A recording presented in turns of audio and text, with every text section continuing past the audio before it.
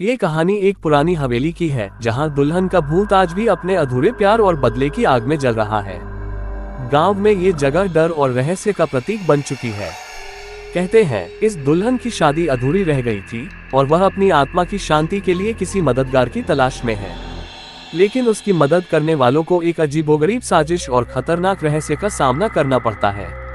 क्या राहुल और उसके दोस्त इस साए के पीछे छिपे सच को उजागर कर पाएंगे, या वे भी इस हवेली के अंधकार का हिस्सा बन जाएंगे? कहीं न कहीं बात हिंदी हॉरर स्टोरी। कहानी दुल्हन का आखिरी इंतजार। गांव की पुरानी हवेली की कहानियां बहुत मशहूर थी। कहते हैं कि उस हवेली में एक दुल्हन का भूत रहता है जो आज भी अपनी शादी का इंतजार कर रही है। क्या सच में ऐसा कुछ होता है? इस सवाल का जवाब ढूंढने की हिम्मत किसी में नहीं थी। एक रात राहुल और उसके दोस्त, जो शहरी लड़के थे, गांव में अपनी छुट्टियां बिता रहे थे। राहुल को डरावनी कहानियों में बहुत मजा आता था। जब उसने दुल्हन के भूत की कहानी सुनी तो वह जोर से हंस पड़ा। भला ये सब बकवास कौन मानता है? चलो देखते हैं इस हवेली में क्या है। उसके दोस्त डर गए। तुम पागल हो गए हो क्या? रात के 12 बजे उस हवेली में जाना, ये अच्छा आइडिया नहीं है। पर राहुल पर कौन रोक लगा सकता था? उसने कहा, अगर तुम लोग नहीं आओगे तो मैं अकेला ही जाऊंगा।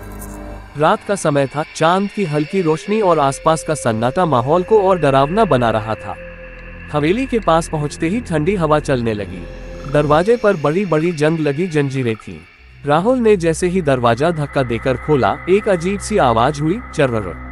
हवेली के अंदर कदम रखते ही उन्हें एक बहुत पुरानी शादी की पोशाक दिखी। पोशाक पर जाले और धूल जमी हुई थी। दीवारों पर टूटे शीशे लगे थे और उनमें अपने ही प्रतिबिंब को देखकर राहुल को अजीब सा महसूस हुआ। तभी अचानक एक हल्की हंसी की आवाज सुनाई दी। राहुल ने पलटकर देखा, लेकिन वहां कोई नहीं था।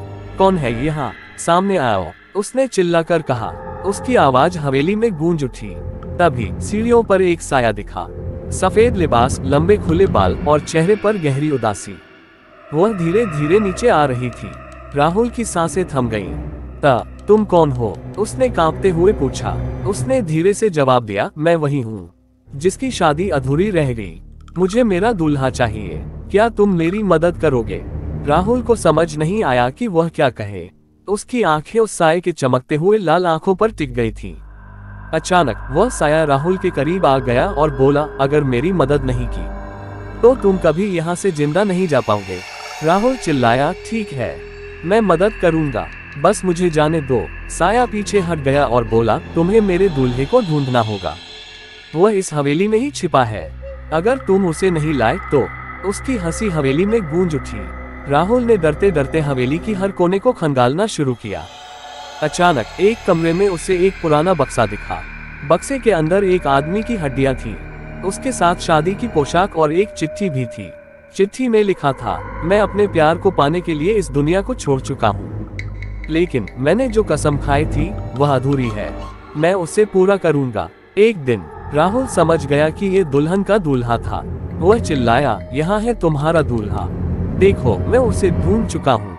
तभी साया कमरे में आ गया। उसकी आंखों में खुशी और दर्द दोनों थे।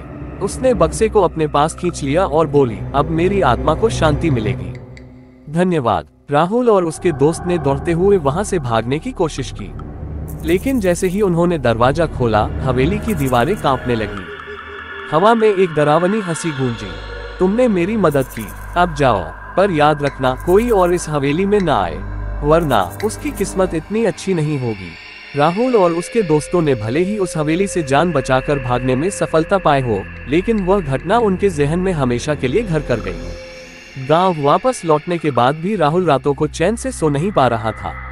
हर बार जब वह अपनी आंखें बंद करता तो उसे वही सफेद साया और लाल आंखें दिखाई देती।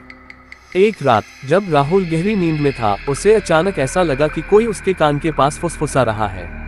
वह चौंककर उठा और इधर उधर देखा।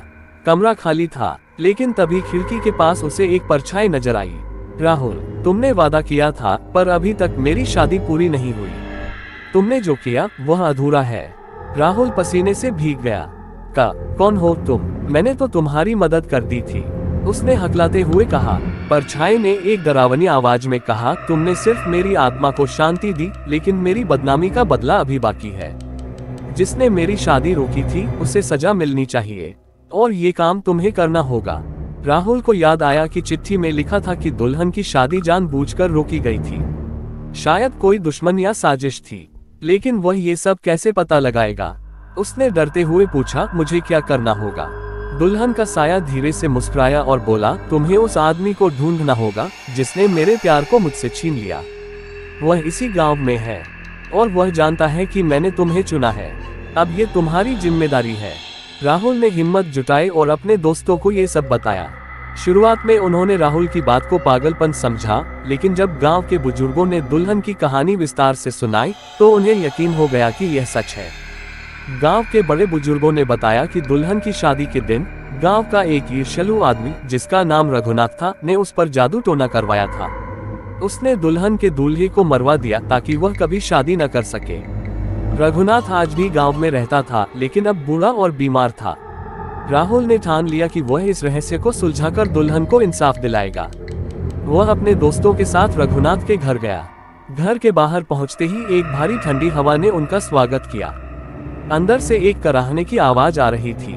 रघुनाथ, बाहर आओ, राहुल ने चिल्लाया। अंदर से एक कांपती हुई आवाज आई, कौन हो तुम? मुझे परेशान मत करो। राहुल ने दरवाजा तोड़ा और अंदर दाखिल हुआ। रघुनाथ जमीन पर बैठा कांप रहा था। उसकी आंखें डर से फटी हुई थी। दुल्हन, वह फिर से लौट आई।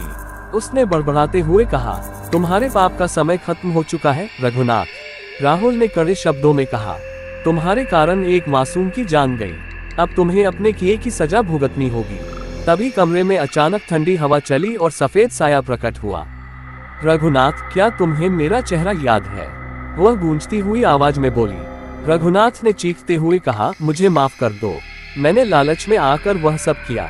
मैं नहीं चाहता था कि तुम और तुम्हारा परिवार मुझसे आगे बढ़े। मैंने जादूगर से कहा था कि वह तुम्हारी शादी रोक दे, लेकिन मैं नहीं जानता था कि यह सब इतनी दूर तक चला जाएगा। दुल्हन का साया गुस्से से कांपने लगा। तुम्हारे लालच ने मेरी जिंदगी बर्बाद कर दी। तुमने मुझे इस हालत में छोड़ दिया और अब मुझसे माफी की उम्मीद करते हो। राहुल और उसके दोस्त भयभीत होकर यह सब देख रहे थे, लेकिन राहुल ने दुल्हन से कहा, अब तुम्हें अपनी आत्मा को मुक्त करना होगा। यह आदमी अपने कर्मों की सजा भुगतेगा, लेकिन तुम्हें बदले की आग से बाहर निकलना होगा। दुल्हन ने राहुल की ओर देखा और कहा, तुमने सही कहा, इंसाफ मिल गया है। अब मैं जा रही हूँ, लेकिन ये हवेली, ये हमेशा मेरी होगी। कोई और यहाँ आने की कोशिश न करे। जैसे ही उसने ये कहा, वह हवा में गायब हो गई। रघुनाथ बेहोश होकर जमीन पर गिर पड़ा। राहुल और उसके दोस्त गांव से लौटा। कहानी, दुल्हन का आखिरी इंतजार।